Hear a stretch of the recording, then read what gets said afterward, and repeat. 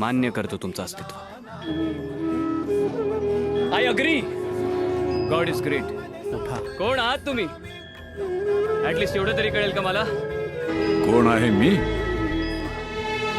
चंद्राच्या नुसत्या पूर्णत्वानं सागराच्या हृदयाला भरती आणणार गुरुत्वाकर्षण आहे मी. सामान्यपणाच्या व्याप्तीची कवाडं बंद झाल्यावर होणारा साक्षात्कार आहे मी.